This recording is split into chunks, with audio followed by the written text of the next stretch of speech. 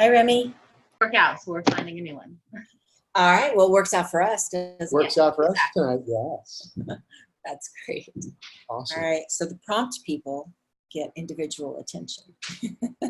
For sure. Did you guys see my post? About the moving? No. Oh, well, you see that about too. moving? We'll talk Yes. about that after more people get on the call.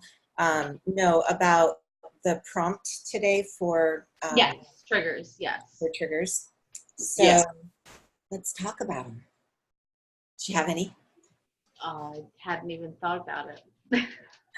I just saw it like about maybe not even 30 or 45 minutes before the call started because I worked late too. So Yeah. But I thought it was really good. That was good. I was excited to see that that was the topic. Okay. But and that like what to do, you know, how to process them and that type of, you know, I was interested in that. Yes. Hi, Elizabeth. Hi. Hi, Heather. Good to not see you. Good to see your name. That's what I'm seeing. Oh, you do? Okay. I kind of do. Hold on a second. Because Okay. That's fine. All right. Okay, let's yeah, let's we're gonna mute you, Aaron. Dude, and Remy, mute. Okay, so we're on. Okay, let's settle in. Let's leave all of the cares and worries and stress, any frustration, any tension. Let's set that aside for this hour and let's be present. Let's do something radical, which is to be present.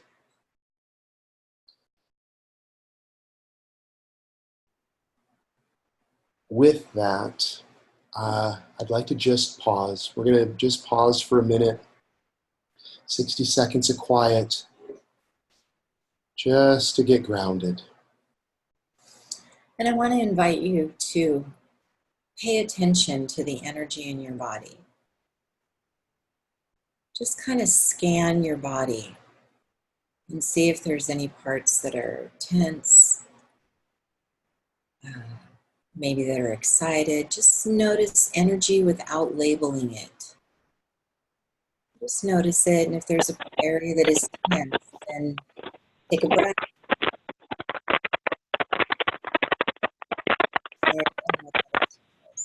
Got it.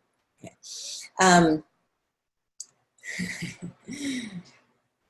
So just breathe into any area of your body that feels tense. And be aware. Be aware of the energy that's there.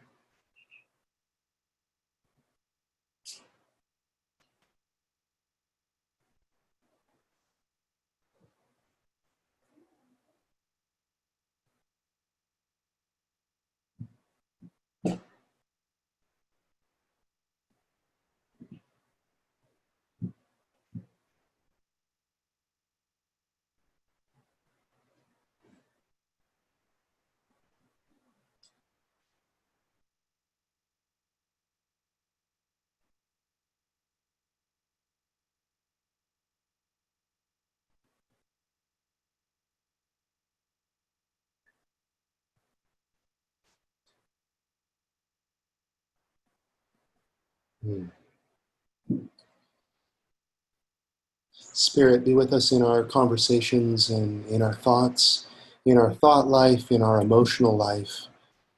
Be present with us to clear away all distractions and delusions so that we might experience transformation. We're here to let go of those ideas and concepts, perhaps people or things or possessions or intentions that no longer serve us. We are making room for a new paradigm, and in making way for a new paradigm, it's often helpful to let go of some of our old stuff, the old baggage, the old bitterness, the old resentments, the old unforgiveness that we've been holding on to. and unwilling to let go. In Spirit, we invite you to open our hearts and our minds to have a willingness to let those things go. The courage to let those things go. To trust that something better is available. And then have eyes to see and ears to hear that something better. And so it is. And so it is. What do you need, babe? I want my phone. So excuse me, guys. We have a few new people that might be trying to get on the call that haven't been on the call before. So I'm just going to check my phone every now and then. This morning, we're talking about, before I invited everyone to be quiet for a little bit, this morning I had an experience with Spirit. I woke up early, way early for me. And while sitting, I wasn't meditating, but I was just being quiet. And while sitting, I started to get into my head and start doing some thinking. It's a couple of days before I leave for Burning Man, and I'll be gone for 10 days at the Burning Man Festival in Black Rock City in Nevada, doing lots of photos and hanging out with some friends. And I was thinking, well, okay, how can I be maximizing my time there so that I could be downloading photos and working on photos? And the thought occurred to me, well, I could get a generator. I'm like, well, generator's kind of a little bit frowned on there. Solar power, quiet or something would be more acceptable. So I thought in this thinking, I'm like, well, what if I take a generator out far, far away from the camp? So I'm imagining myself sitting out there with my laptop, editing photos, with a generator running in the middle of the desert. And this guy rides up on his bike and says, hey man, why don't you try unplugging? Now, Joey had something immediate to say about this. All of a sudden I found my ego jumping into justifying, like, wait, you don't know me in my regular life. Like, hey dude, I'm pretty unplugged. Like, I'm not on my technology like I see some of my friends doing. And I'm good, man, I'm good. I'm just trying to work on some photos here. And as I'm playing this scenario out in my head, I recognized immediately the defensiveness that I was experiencing was Joey, my ego, needing this fix of justifying this position. And when I was able to separate from that story and objectively look at, like, separate from my body, look down on the scene of my regular day-to-day experience, all of a sudden I realized, like, I spend an enormous amount of time sitting at my computer or being on my phone.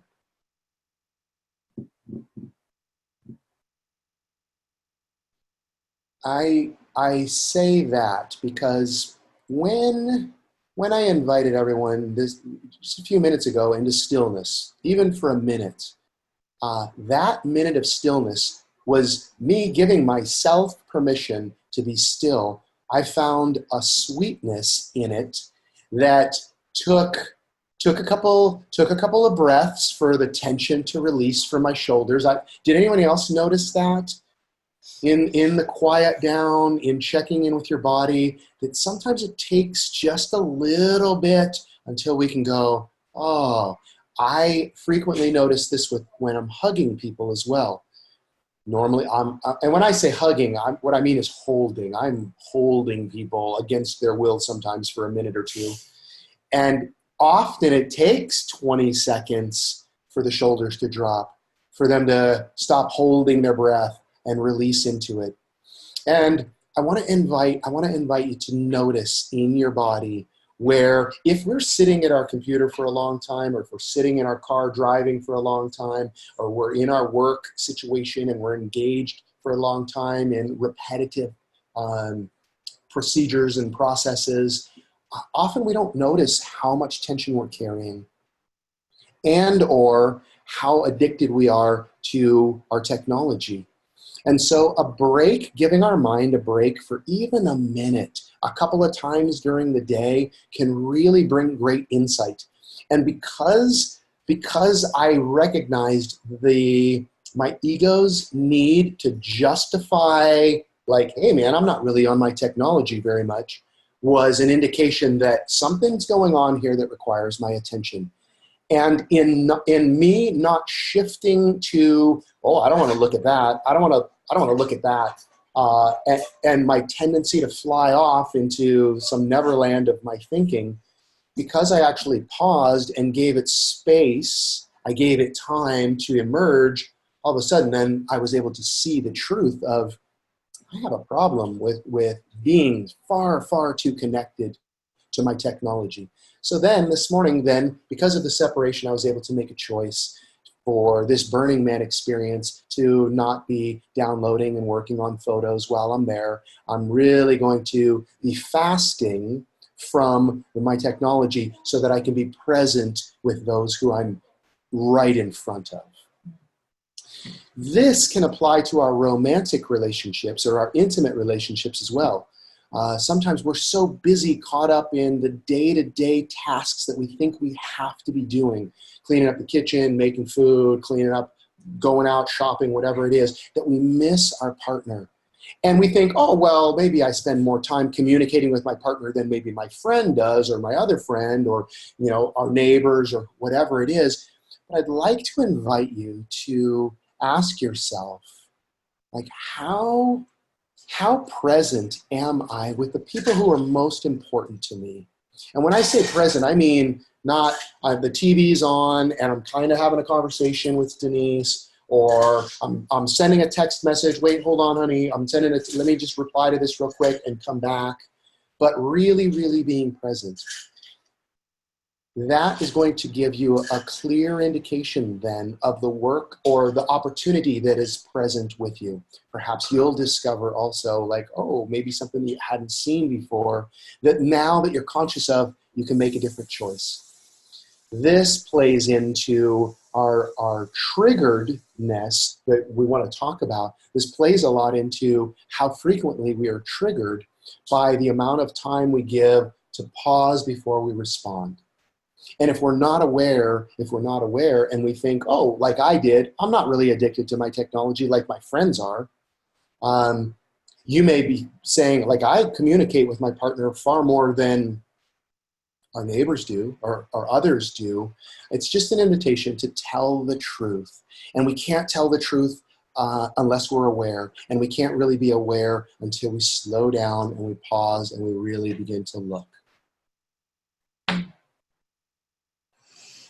So awareness is, we keep changing the number. 80-something% of the work. It keeps going up because we recognize even in this journey that we are on, that awareness is playing such a huge role in our transformation.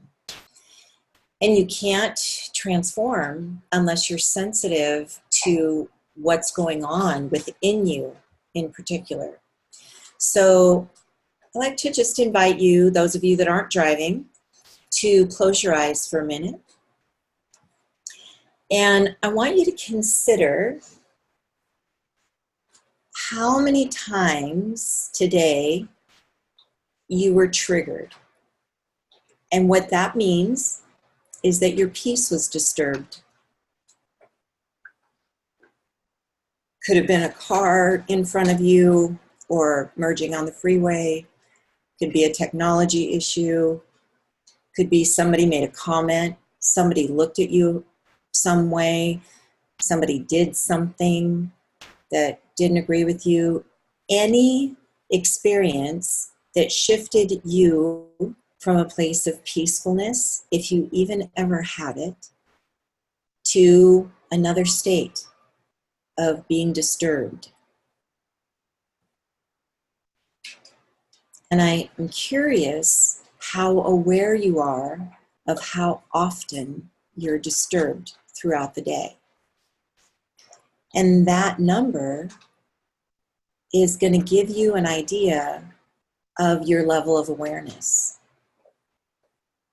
So if your number, is 4 times today, then I would suggest that you might not have been in your body the whole day. You might have been in the future or in the past, but you weren't in your present.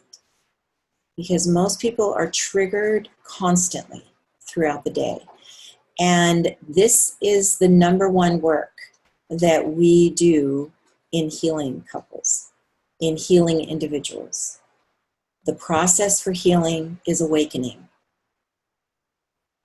So, triggers are perfect. They are not the problem. When your peace gets disturbed, when you're angry or sad or have depression or despair or frustration, is there another emotion I'm missing? Any other negative emotion that I'm missing? It's a gift. And typically, we just try to avoid it all. I don't want to feel that. I don't want to look at that. I don't want to acknowledge that. But it really is the only gift we have. This is the reason that God designed our bodies with emotions and nerve endings so that we could know when we're in alignment with love and when we are not. When we are out of alignment with love, we suffer. When we are in alignment with love, we don't suffer. It's peaceful. We have fulfillment. We have joy. So, but we're not taught this. We have a little puppy. We're sitting. We're not taught this. So we think that the way that we can be happy is to avoid the emotions, the feelings. But if you think about it, if you broke a bone in your body and you didn't have nerve endings, if you broke your leg, you'd get up and walk on it. And it would never heal. You would never be at full function. If you walked on a broken bone, it eventually would deform.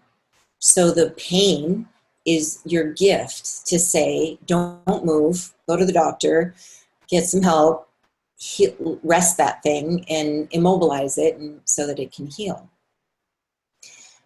So these triggers are actually pointing at subconscious beliefs that you have that you are terrified are going to come true. And yet, because you aren't awakened to them and you're not actually doing the work, you're manifesting them. Because that which we fear, we create.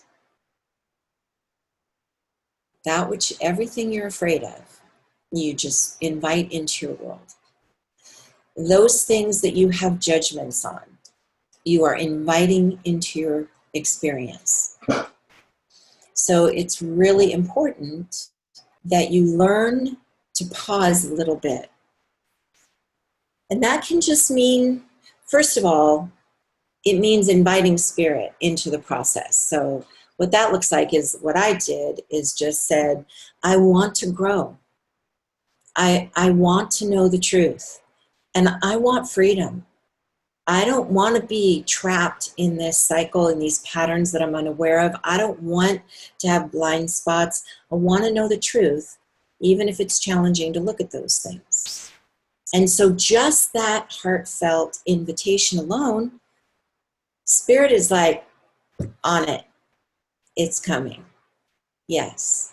And then circumstances will be created so that I can wake up, so that I can feel something. And then when I feel it, I can pause and go, oh, what's that about?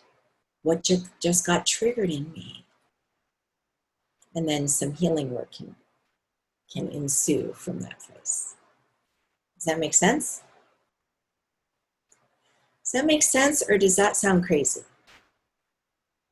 It's a different way of engaging in life. When your problems aren't, the people and circumstances are no longer your problem, or you start to see that they aren't your problem, then where's the problem? And if it's not out there where I can blame and try to control out there, then what do? And then I gotta go here. I gotta work on this. And that might feel scary, to be honest. Might. Yeah. Okay. That feels really scary, but we're just afraid of the unknown. I mean, the pain that you're in, that you've become tolerable of, is pretty significant. It's actually it's huge. You've become tolerant of a level of misery that you've slapped a label on is happiness. And I would assert that on a scale from 1 to 10, if 10 was really blissed out and 1 was suicidal, you just hate your life, you're probably not much more than a 1. Even though you may have convinced yourself you're at a 5. Or if you haven't done this work, if you haven't been really looking at the triggers and seeing what's deeper. But there's no way around this. There's no other way than to do this work. There's lots of ways to cover it up. There's lots of ways to run from it and mask it and pretend it doesn't belong to you and you have nothing to do with it. And all I need is a new partner. That's what I need. What I really need is a new job. I really need a bigger bank account. I need better friends. I need a dog. That's what I need. I need to move. That's what I need. But it's not outside of us. We take ourselves with us wherever we go. Yeah. So it's imperative for healing to put the energy, whatever energy we are sowing into this awareness, we will reap. If you give an hour of time to this healing a week, then that you'll reap back the benefits of an hour put in. If you dive in 20 hours a week, you will reap the benefits of 20 hours a week. And there's no shame in any of this. Life is a self-paced course. You get to decide the context of your happiness. You're the only one who gets to choose that. And so which comes through your healing, you guys. The happiness that you're looking for, that you long for, that you're searching for, the freedom that you want, the fulfillment that you want, the contentment, the peace that you're starving for, the love that you're looking for, it's through the healing. It's through the shedding of the ego. So you get to decide, and like Joe said, there's no shame.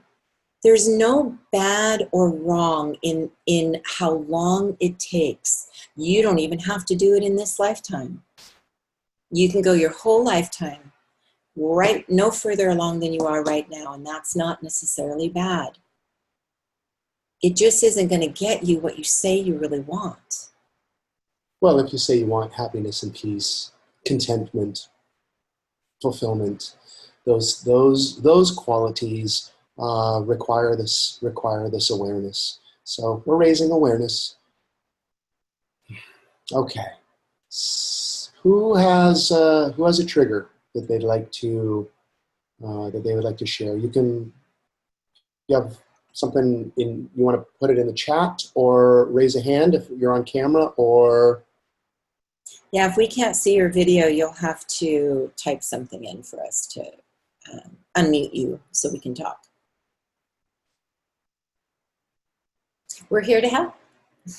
You are certainly here to help. Denise is a 2. She's a 2 on the Enneagram. She's a helper. So while you're thinking about a trigger that you had today, and I'm pretty sure everyone on this call had at least one. And it takes courage to definitely have that conversation and to do that work. But that's what we're here for. And if you want to take full advantage of us, then we're here to be taken full advantage of. But I'd like to share with you while you're thinking of your trigger. So I'm not going to Burning Man. Oh, I've got a light. You do. I'm blinded out here.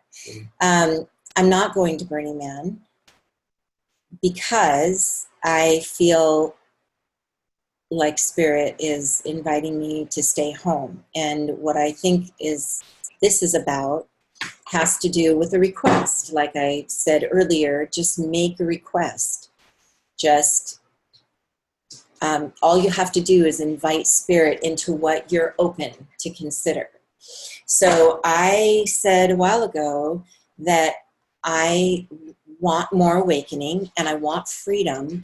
And part of what is involved in that freedom, or is required for me to have that freedom, is to have time alone. Now, being away from Joe, not my favorite thing. Not on the list anywhere of any of my favorite things to do. So I had to look at, what did I want more? To comfort myself and go to Burning Man and miss out on this rare opportunity, because Joe and I are almost never apart from each other.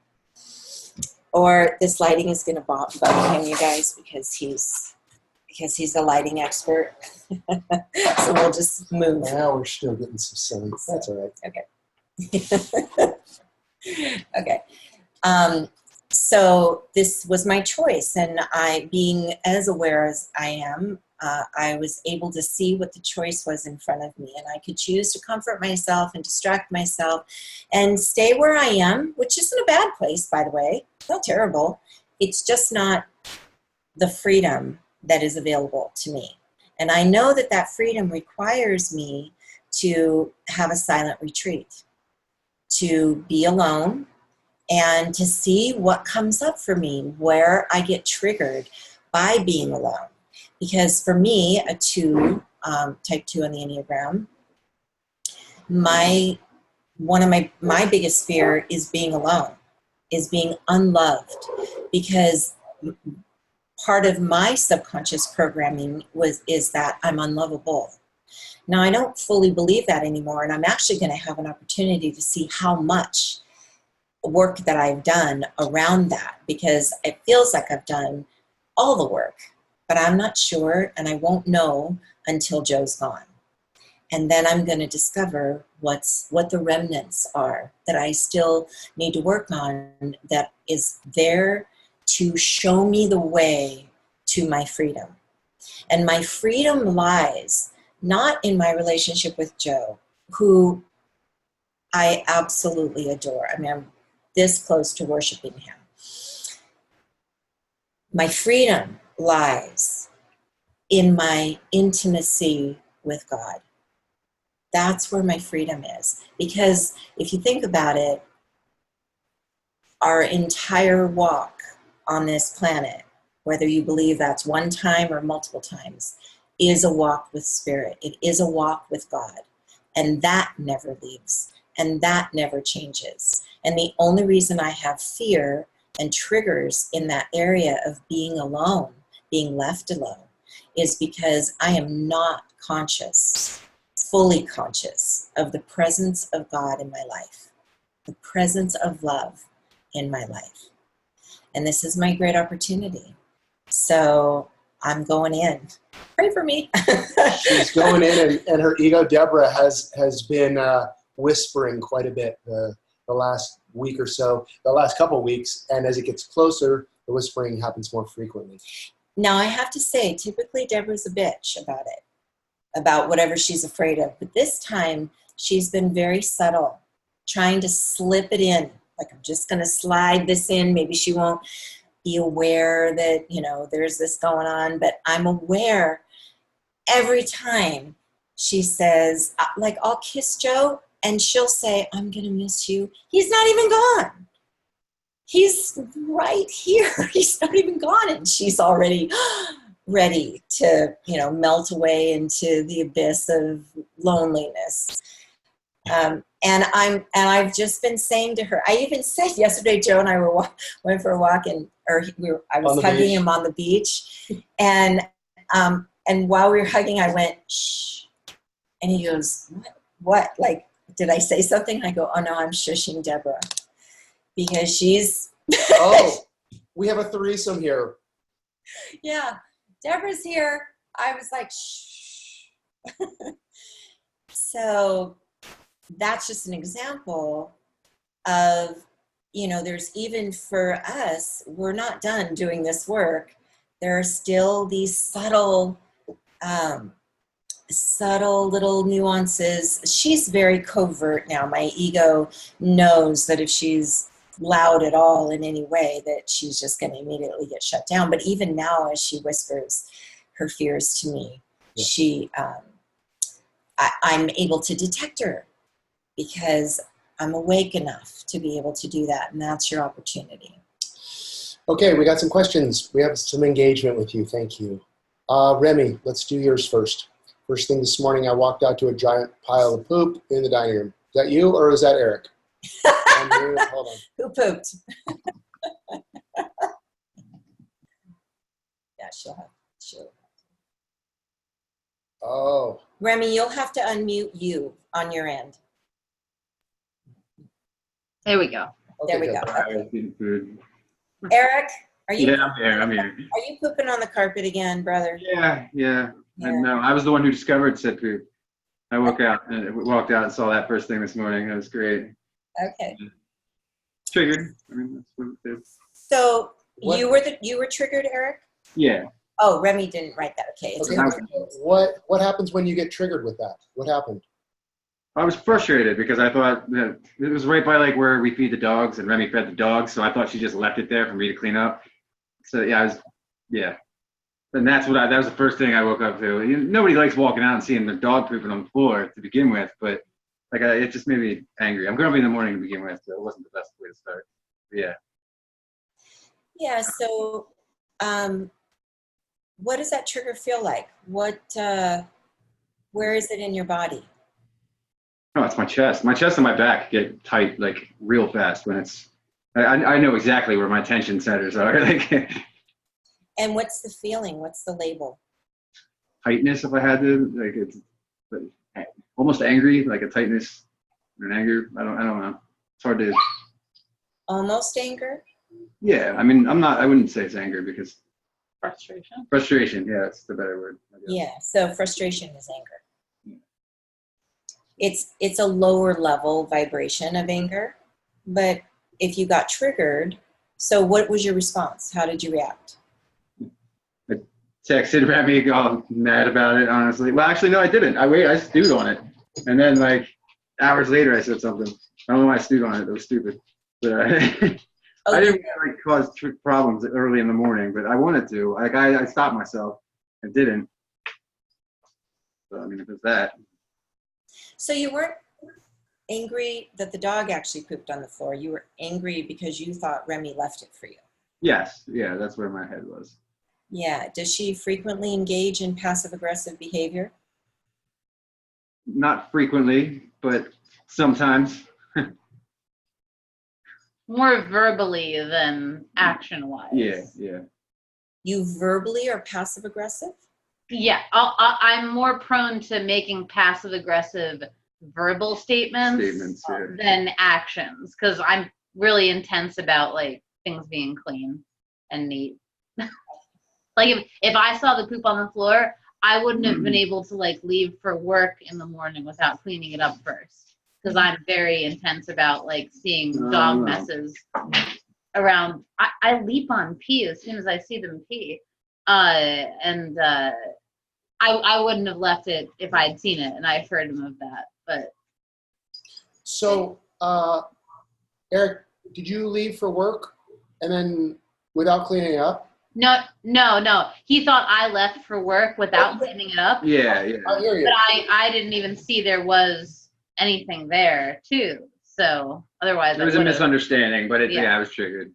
Oh, you left early, Remy. Yeah. You left for work It was early. like 6 in the morning, and I woke up at like 6:30. Yeah. Okay, got it. So, Eric, anytime we feel frustration or anger, we're positioning ourselves as a victim. That's a victim mentality, which means you're powerless. Like you didn't have the power in the situation.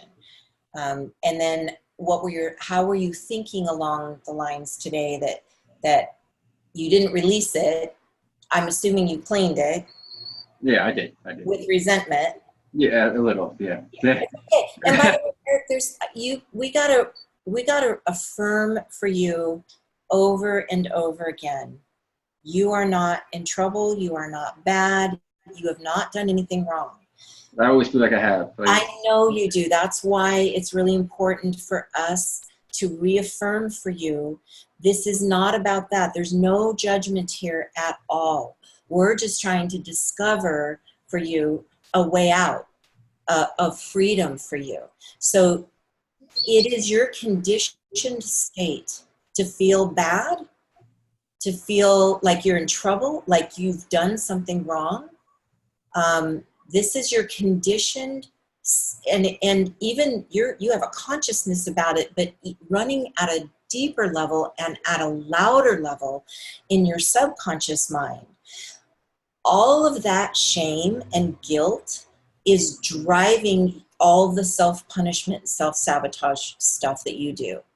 So that isn't going to go away until you start to do the work of dropping all the judgments.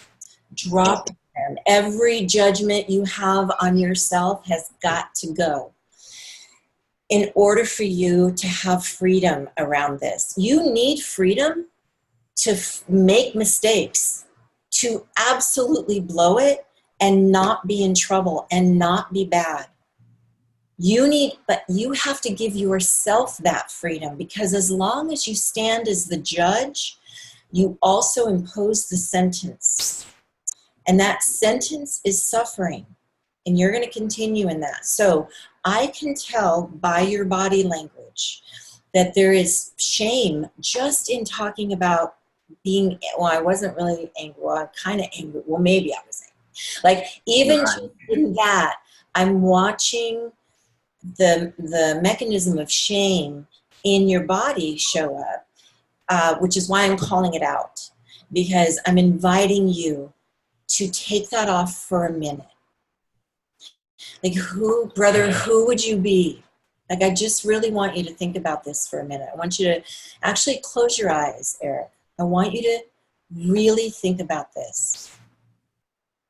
If you were to take that shame, let's say it's a black sphere that's in your heart, and you just visually in your mind take that out of your chest and set it aside. Just set it there. You can pick it up in a little bit if you want to, but just for this moment, who would you be without shame?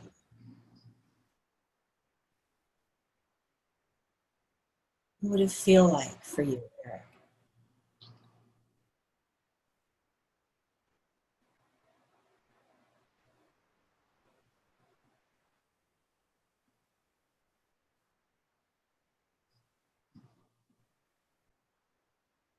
probably still be the skater kid that was. I mean, like, not kid, but that's shame gets in the way of that. Like, it's confidence is at the root of it, I think. I'd be more confident, for sure. Could you feel that in your body as you imagined setting that aside? Yeah, I wish I could draw. I had a pretty gnarly visual of what it looked like too. Yeah. So what did it feel like when you took it out of your body and set that aside? What did your body experience? I felt lighter. Yeah. Literally. I mean, that was the big thing. Yeah. So yes, Eric, there is a little boy inside of you. There's a child inside of all of us. It needs to be supported. And the child in you that was shamed, that carries around all of this guilt, needs to be held by you. I just want to invite you again to do a hypnosis session with me or with Joe, so that we can go in and help you see the little boy that was traumatized and needs your support. Because even though there is that child within each of us that is wounded, that needs our care. We are not that child in this moment. So in this moment, I'm an adult. I'm a grown woman. I'm almost 60. I've learned lots of things. I have tons of wisdom. I've had an enormous amount of experience. And I have a little girl that is stuck in the, or that was, not really anymore, but that was stuck in watching her daddy walk out the door and never coming back. And she needs to be held by the woman, this woman that I am today. She needs to be comforted by this woman. And then there's sometimes that this woman needs to be comforted by my 80 or 90-year-old self, who's even wiser, who's even had more experience. And she can come in and comfort me. And the way that looks is when I go in and I still myself and I have this conversation and ask for support in that way. I can just say, what would my older, wiser self, how would she counsel me in this moment? And it's shocking that what she'll come up with that I it hadn't occurred to me, right? So that's really for you, honey. This is really the biggest lesson for you on this call today is you're not going to be free from this until you do this work. And I promise you that you are suffering far more right now than whatever experience you're afraid that you would have if you step into doing this work. Because we've talked about it a lot. And I know you've been ready, you've said you've been ready, but you haven't. Which is fine, sweetie. It's so fine, Eric. We don't have we actually know there's a perfect timing for everyone. And they come when they're ready. And we don't actually want you to come if you're not ready, because we don't want you to waste your time. So, and it won't go anywhere. It'll be absolutely fruitless if it's a should, if it's, well, I probably should do this. It has to be I am done with what I have. I really need a fresh start. I really want transformation. Then it can happen for you. And I hope you feel my love for you. I hope you feel that this mother's heart for you, because definitely I want to see you thrive. I would love to see your suffering end. I like all of you, of course. Yes. And Denise has a soft spot for men. She has, 3 boys and me. I actually have 4 boys. 4 boys and me. And 2 grandsons. And Joe. And Aaron. And men, we frequently feel like we're in trouble, right? We want to play. We work hard. We want to play. And it seems like many of us are in trouble far more often than we'd like to be. That was my experience in my previous relationship. I've always felt like I was in trouble. And as a result of that, feeling like I was in trouble, I decided I'm the kind of person who requires a lot of alone time. And then I recognized that wasn't true. It was just it was a mechanism that I could separate myself from my wife, who I always sensed I was getting in trouble. So not this wife. No. Denise has done so much work in understanding men and has such compassion for them, because we find ourselves in this very difficult place where many of the women in our lives would like us to be different. And so for you to be in a place of setting aside that black experience that you had with shame and being free what would life look like for you in that state? Like, oh, I'm never in trouble. I can engage with Remy in a conversation where I'm never in trouble. What would that feel like?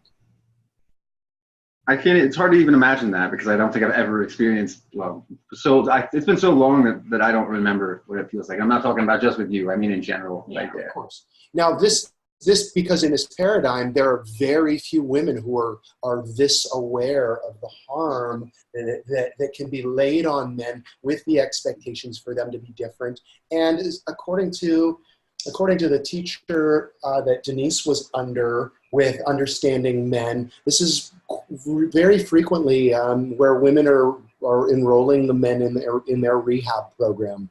I see that you have potential, and I like being around you, but I'd like you a lot more if things would go a lot better for me if this, and this. And then once those things are done, we'll move on to the rest of the list. And, Right. and that can go on for a lifetime until we're just so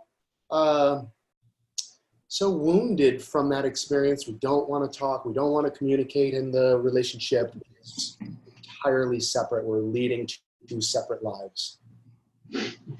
For sure. So, And no shame, Remy, on you. You have no idea. This is what we learn from TV. This is what we learn from our parents. This is what we learn from our friends. And it's, yes, oh, sure, change your man. You gotta assist him in shifting. Otherwise, he'll never do it. And you gotta make him do what you want him to do. Yeah. And It can be a necessary direction sometimes, but like it does go overboard occasionally. well, and Something. you're a mother. And so we instinctually, as mothers in training children, right? So we just think that we have to train men too. We have to correct behaviors that, aren't acceptable. And most of those behaviors that we deem unacceptable are just according to our preferences. Or maybe Irma Bombeck, who, wrote all that. She's the ethical, the etiquette queen. of the world. So, Eric, is it okay from this place of you not being in trouble that just for the sake of helping the rest of the students here that we could explore this just a little further? Sure. Sure. Okay. Well, if you don't mind my eating, I'm sorry. I realize I'm sitting here eating on camera. I'm sorry, guys. I'm really hungry. It's not disturbing me. All You're right, not cool. in trouble. You're not in trouble for that either. So let me ask you a question.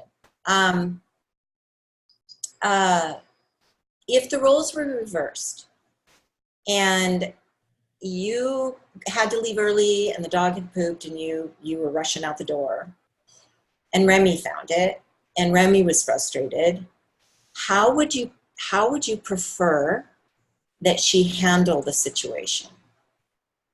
In a perfect world.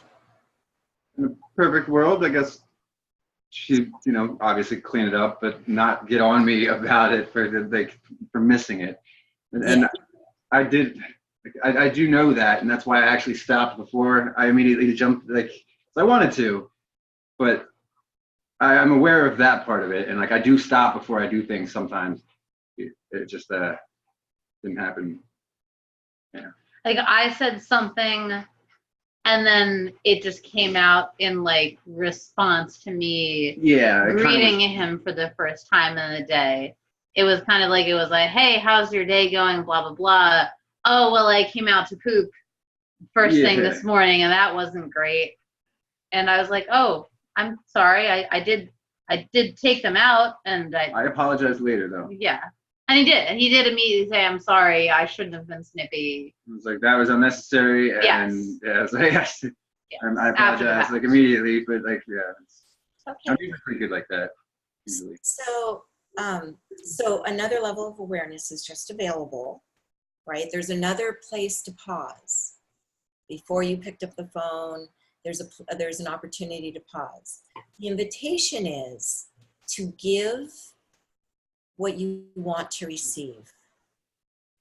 So to respond in the way that you want Remy to respond. Even if she saw it and she didn't have time. To have grace for if that were to happen in our situation, I would because I know Joe, I would immediately think if he saw it, he didn't have time. I wouldn't think that he did that on purpose. That would be a passive aggressive behavior. And if it was a passive aggressive behavior, then I would ask him, hey honey, what's going on? Like, I noticed, did you see the dog poop before you left? Yes, I did. Is there something you want to talk about? Or were you in a hurry? Like, why did you leave it? Right. But I would give what I would want to receive. I would want to be asked questions. I wouldn't want him to make an assumption that I did something intentional that was unkind. And I would want him to have grace for, even if I was passive aggressive, I would want him to explore that with me and have grace for me. So the invitation is to pause. See, this is where slowing down just a little bit is enough to make a difference in your life and in your relationship. So even if your practice is, okay, if I just take a breath, okay, what do I want this experience to be? So when Joe and I said a couple of weeks ago, we talked to you guys about creating a vision board, having a vision for your relationship and creating a vision board for it that you can put up, that you can just remind yourself over and over and over again of the relationship that you want to have with your partner or any other person in your life that is significant. What does that relationship look like? And then you have to align all of your behaviors, and conversations have to be in alignment with the vision. So if you want to have an intimate, safe, loving, passionate relationship with your partner, then that's all that comes out of your mouth. Those are the behaviors that you engage in. And the other things, the things that irritate you, drive you nuts, whatever, you take to spirit. You take within and go, what's this about? What am I missing here? What is the lesson here? What is the trigger for? Now, I'm pretty sure everybody has my book, the chapter on emotional buttons, like page 70-something, 5. Holy healing process. I should know that by now. But the holy healing process is the practice to do over and over and over again in order to become very familiar with the trigger. So now you know it. It's here. It's here, it's here, it's here in this nanosecond. I can feel it, instead of an hour later in regret going, Or hours later, I think you said, Eric, you stewed on it for quite a while. Yeah. Yeah. 3 hours, like 3 hours, I think. Yeah. So, another thing with regards to this, with anger, often, Eric, I'd like to press in with another question. So when you said that you woke up this morning and you noticed the poop, and you're not generally a morning person, what else is going on in your morning that is frustrating, or what do you experience? There's a lot. It's really, a lot of it probably has to do with everything that's going on in my life right now. It's just like there's a flurry of negativity. It feels like just like kind of surrounding me for the past 6 months. And it's, every time I start thinking things are going right, something else happens. Like the job I got laid off already. Like that's over. And I was actually enjoying that. Like so there's a lot of like pent up frustration I'm carrying with me all the time because of everything that's going on. Yeah. Like it's not a great place there, really. And I know I'm carrying around a freaking mountain with me, but I don't really know what to do with it, When things were going good, you said with the job a week or so ago or whatever it was, did you still have that same energy in the morning, like the heavy energy, or when things are going well, like you get up and you're ready to hit the day? And I'm more like that when things are going well, for sure. I'm never like I get up and ready to hit the day. That's not me. Like no way. But I need like an hour to ease into the day, like at least. I'm much more like that. Okay. Yeah. It makes sense. It makes sense. If things aren't going well, why the fuck would you want to get out of bed in the morning? Exactly. Right? Exactly. You're going to look at another full day of misery and shit, literally. Yeah. You're like, fuck, why am I even getting out of bed? So that kind of awareness then if you can process like, oh, okay, well, I'm kind of feeling hopeless today. Okay, center. This is where the practice of presence really comes in handy. I mean, the practice of presence with, Aaron, you're hilarious with that. The practice of knowing in the moment, like right now, everything is okay for you, right? Like you have food in your belly, you have love right around you, your dogs and companions are with you, like we're doing this call right now in this moment, everything is okay. So as long as you stay in this moment through your day, you're going to be surprised at how it's actually okay. And you can start looking around for evidence of, oh, it's okay, rather than being in the future, which holds a lot of anxiety, right? Because there's a lot of chaos and things happening right now in your world that are not, you don't feel supported in. No, not stable at all. So yeah. every time, Eric, every time you feel a little bit off and unsupported, return back to the present moment. If you can just look for one thing to be grateful for and just focus on that one thing for just a couple of breaths. You may have to do it at the beginning 20 or 30 times a day. It might be 100 times a day. Return to the present. Notice, oh, I'm okay. I'm not in the hospital. I have a place to sit. I have a place to lay my head down. I have food in the refrigerator. I have love right next to me.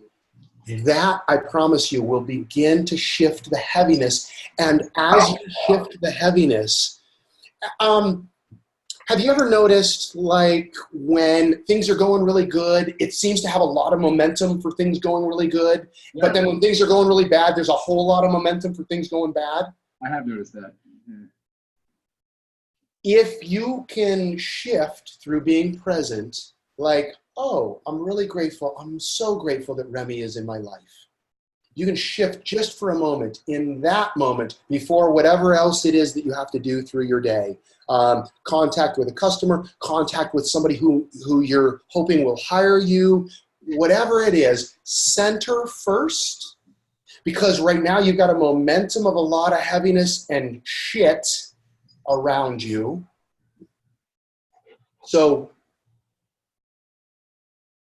shifting that energy just for a moment will allow some space for the good and the positive that comes with gratitude, that comes with awareness, like, I'm okay. Right now I'm okay. And even if it's just that will be enough perhaps to shift your energy a little bit, which will bring a little bit more positive energy in, which will release the tension in your shoulders just a little bit. And you can go, at that point you can say, oh, I feel really good about, I don't feel as tense. And you can be grateful for that. That then over time begins to shift into greater and greater things. And it's these small things, not right, wrong, bad, or broken. Sometimes we just want to feel like we want to feel the heaviness. And that's fine too. But with anger, a lot of times the adrenaline that comes with anger will help us to feel powerful as men, will help us feel powerful when we feel pretty otherwise helpless or in trouble. Now, you're constantly in a state of feeling like you're in trouble, and right now, with circumstances as they are, you're also feeling probably pretty helpless. Yep. Anger, does that make you feel more powerful if just in the moment? Yeah, it does, I guess. On a primal level, yeah, it absolutely does. I'm being honest with myself. Yeah. And that's the payoff. That's why we do it. We get upset. There's a payoff. There's a chemical payoff. Oh, okay. I feel more powerful. There's something outside of me. It's almost always outside of us that you're focusing your anger on before anything else. So the dog shit or Remy or whatever else, the boss that laid you off, it's always something outside of you, which then diverts us. It's our ego's way of diverting us from the situation which is inside, which is the only situation we actually have control over. Yes, and I would suggest that you're projecting an anger that you're really angry at yourself. So it's coming out of you, from you, that is of you. In other words, you already have anger for all of your whole list of the things that you've done bad, wrong, harmed, whatever, all that whole list that you've got operating in there. Again, back to the punishment and subconsciously, and it doesn't even, I get that it's so interesting how the punishments come, that we perceive that it's something that's happening from outside of us rather than something that we're actually creating. But you're creating it from a place of self-loathing. That's where it's coming from. It's deep self-hatred. And you're just vibrating at an energy where you get fired or laid off or whatever their excuse was. Who cares? It's not about that. It's not about the specifics. It's about the bigger picture. And so dealing with that and teaching you how to actually fall in love with yourself, what there is to love about you, why you're lovable. I mean, one of our modules is Love Me, Love Me Not, and it's all about who we really are, who our true identity is, what our false identity is, and why that's the problem, is that false identity. That's really what we hate, and it's not even us. It's not even who we are. It's just this identity that was made up by our ego that is here to torture us. And so awakening to all of that is where your freedom comes from. And out of loving yourself and creating a separation between ego and essence and understanding who you really are, who your true identity is, and embracing that and letting that override the ego until eventually the ego is barely heard, hardly recognizable. It's just a whisper. It hardly wants to show up because you're no fun anymore. Doing that work, everything in your world changes. All of the results line up, and they are already in alignment with what you believe to be true about yourself, and you're believing a lie. So now, you guys, Yomita, I just want to acknowledge that we saw what you had written. I hope this conversation supported that. We'll be in dialogue more about triggers with you and Mark in the coming weeks. But I hope that this contribution, which thank you, Remy and Eric. Yes, thank you. I think it was very rich content for what we were wanting to do today. So on another note, on an update, we haven't made this entirely public yet, but our building sold and we got a 60-day notice to move, and Spirit is leading us back into our RV. So we're going to put our stuff in storage, move back into the RV for about 6 months, and we're going to travel. So Kimberly and Heather, you guys get Joe to yourself on Friday. On Friday, he's coming up for Burning Man, so you guys get to be with him. But Remy, do you live close to Jess? About 10 minutes away. Okay, so where is that? I can't remember. It's about 1 hour west of Philadelphia in Pennsylvania. It's called Limerick. Okay, so we're coming. Awesome. We're coming. We're going to spend some time with you guys. Jesse doesn't know yet that we're coming. I won't say anything. We posted it on Facebook. Because almost every text she sends, or she's desperate. She would love that. That would make her whole life right now. I mean, she's the reason we're here, honestly. Yeah, we're going to go see Yomita. Good. We're leaving Elizabeth. We're going to go see Aaron. Elizabeth, we might see you tonight. We hope. Yeah, maybe. Come to LA. Girl. It's possible. You're hilarious. Morgan. Nice. You're hilarious. Nice. All right. So yeah, we have some travel. We have some things that we want to do. We want to bring this across the country to other people, speak in some churches, speak in some groups or some home groups where we're going to be rebuilding the Homeless Kids Project. This morning I had such a beautiful breakthrough with a piece that I hadn't seen with the Dirty Kids. The Dirty Kids are a visual representation of our shadow self that we generally don't want to look at.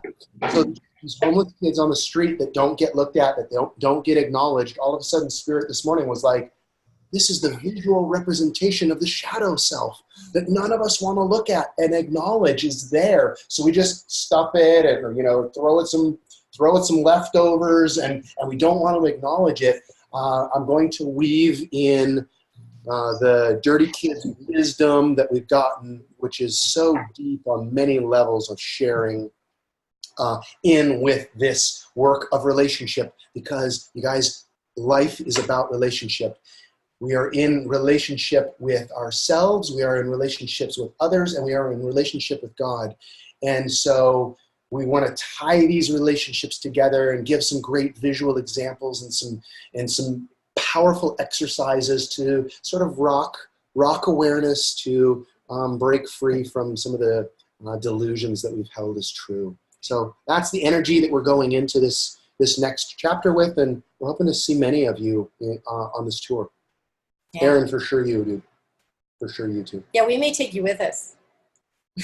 Hop in the RV. Do some drum therapy. Okay. Oh, nice.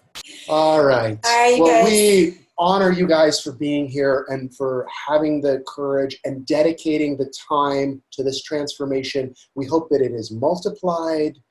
May this hour, the seeds that were planted, be multiplied and very fruitful in your week until we connect. Until you connect, you have Denise to yourself next Tuesday night.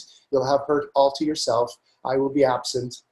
She may be in a puddle of tears, or, and great. You guys can work on her triggers. That's right. You can coach me. Okay, you guys. We love you. Cheers to love. Cheers. Bye.